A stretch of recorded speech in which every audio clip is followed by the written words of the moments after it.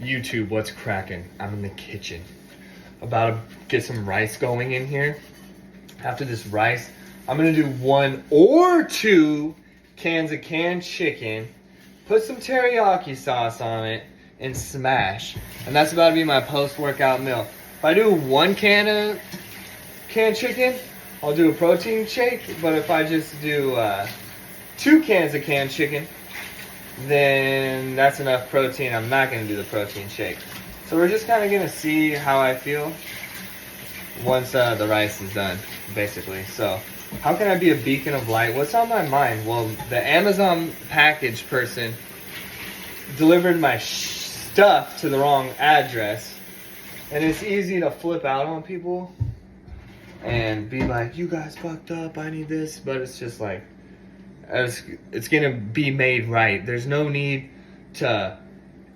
That's the thing. People express their negative energy on someone who doesn't deserve the energy expressed on them.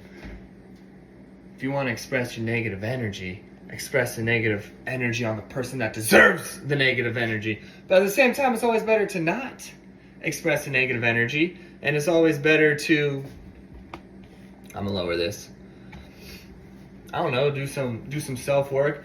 I always notice, like, when I'm feeling like irritated or I'm upset at somebody, it kind of always comes back to there's something that I could be doing for my own self-growth, my own bettering, my own productivity. Why don't you worry about yourself, worry about my own self, and then when I do those actions, what was bugging me about those other people all of a sudden aren't bugging me anymore. Kind of crazy how that works. Instead of focusing on, oh, X, Y, and Z. Is it X, Y, and Z or is it X, Y, and Z? Because lately I've been hearing X, Y, and Z.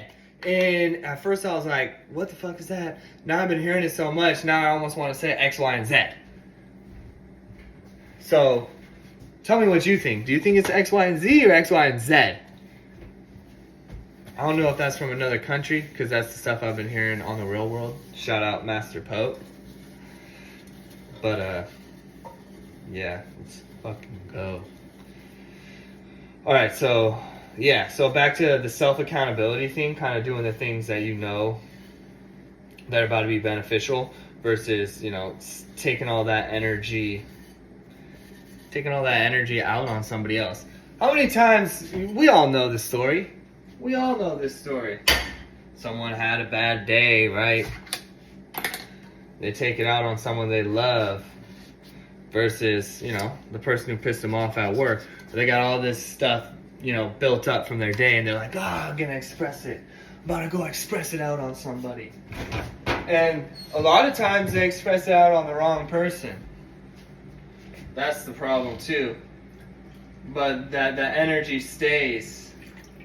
If you don't express it, exit, then it's gonna stay, and it's gonna have to get expressed somehow. Same with stress, you know, you gotta express the stress, you gotta get it out. What can you do to, you know, get back to equilibrium? That could be the right word. You gotta do something. Whether it's working out, eating right, cold plunging, hot tubbing, stretching. Stretching is like the most underrated thing in the world, I feel like. It's the easiest thing in the world that's like, I don't want to do it, but you know you should do it, and when you do it, you feel so good.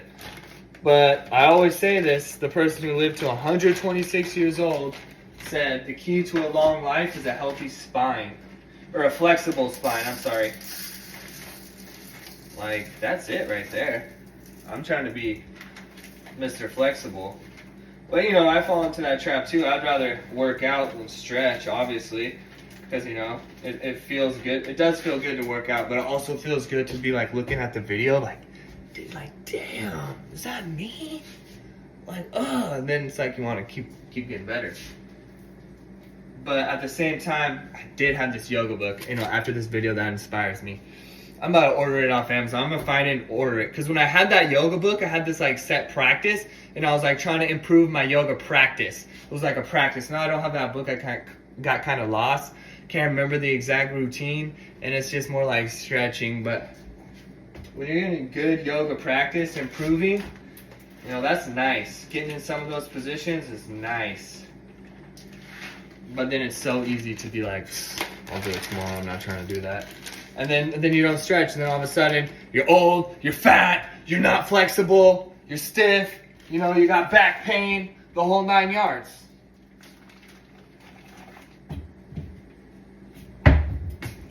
So I hope this is beneficial somehow, some way. Let's keep it moving.